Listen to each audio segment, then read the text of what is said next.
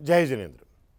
दिव्य ध्वनि YouTube channel में चिंतन के क्षण लेकर के मैं पुनः उपस्थित हूं और अभी आज का विषय है पूर्वाचार्यों के ग्रंथ उपेक्षित क्यों।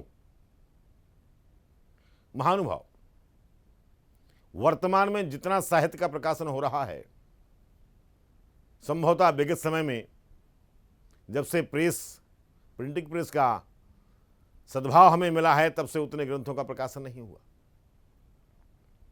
आश्चर्य की बात यह है, बिना शास्त्रों का आधार लिए, बिना शास्त्रों का स्वाध्याय किए, बिना शास्त्रों को समझे अपने अपने मन के प्रवचन ग्रंथों का प्रकाशन, अपने अपने प्रवचनों का प्रकाशन, जिनमें आगम विरुद्ध अनेक सैद्धांतिक विषय वस्तु को डाल दिया गया, कालांतर में परंपरा बनेगी, प्रमाण बनेगा। ऐसा क्यों हो रहा है?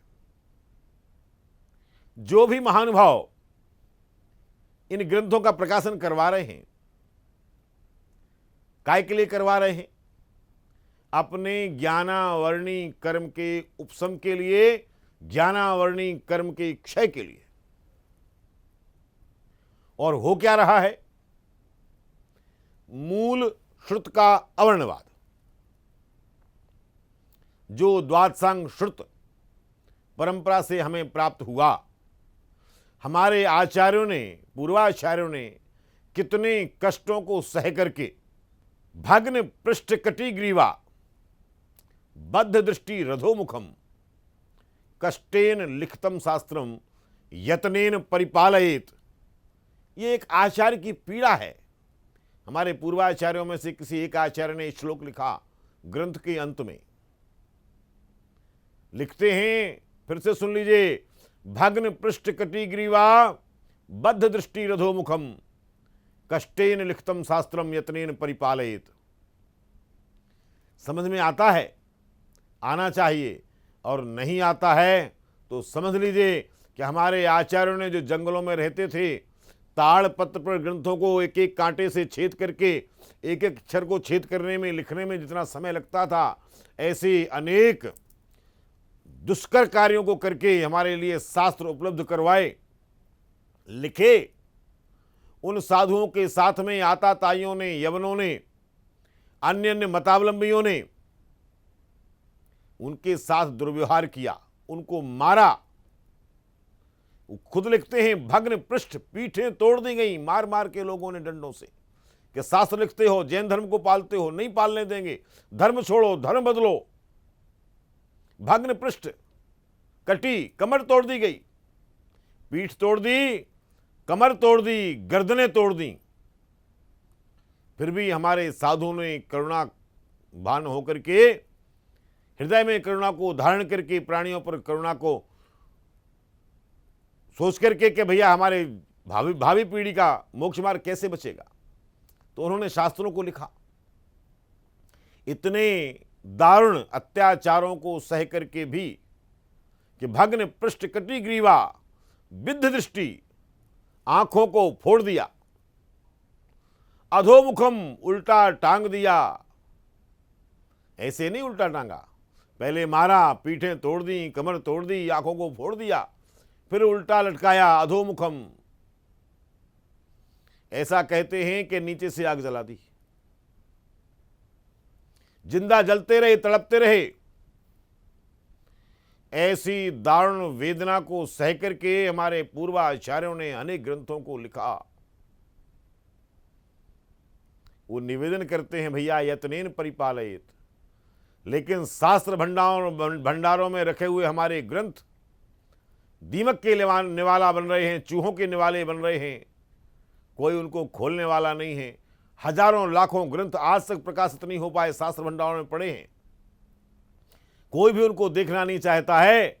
और जो प्रकाशित हो गए हैं, उनके पुनर्प्रकाशन की व्यवस्था नहीं है, उन पर हमारे साधु महात्मा विद्वान लोग प्रवचन नहीं करते हैं, सब डायरी लेकर के बैठते हैं प्रवचन करने के लिए।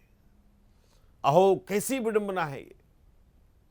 आचार्यों के वचनों को सुनाने में क्यों लज्जा आती है?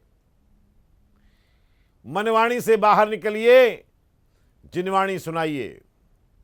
सभी श्रावक श्राविकाओं से नम्र निवेदन है, आपके मंदिर में जब भी कोई कार्यक्रम हो, जब भी कोई प्रवचनकार आए, जब भी कोई वक्ता आए, उनसे कहिए भैया आचार्य उमा स्वामी ने वाचना अंग सबसे पहले रखा है, आप कृपा करके हमारे आचार्यों की वाणी को वांच करके सुनाइए, वो सुनेंगे। आप धर्म का मर्म फिर उनको बोले समझाइए। लेकिन यदि वो आपको फेसबुक पर पड़ी हुई कहानियां, ये नैतिकता के जो भ्रमजनक उपदेश हैं वो देख करके आपका समय ले रहे हैं, तो आपको भैया संसार सागर में ही रुला रहे हैं, आपका मोक्ष मार्ग प्रारंभ नहीं होने देंगे।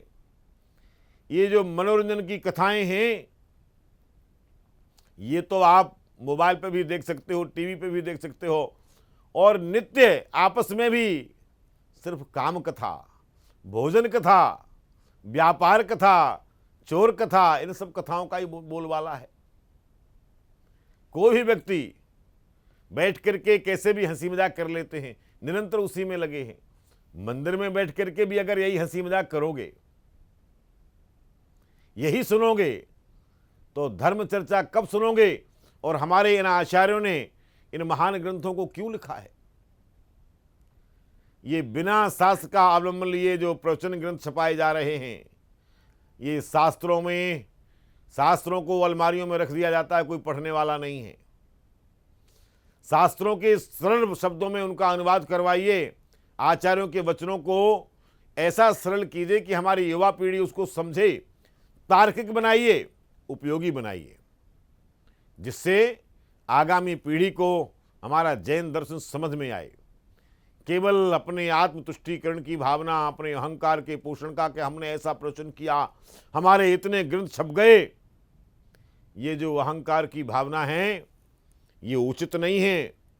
और भैया लिखने से पहले एक भी शब्द प्रकाशित करवाते हैं तो विभिन्न ग्रंथों को मांझिए।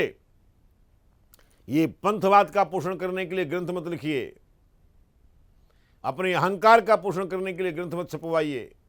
अगर आप ऐसा करेंगे तो बस ये मान के चलिएगा कि आगम का अवर्णवाद करने का जो फल है वो आपको जब मिलेगा तो आपके पास में सिवाय दुख भोगने की और कोई रास्ता नहीं बचेगा।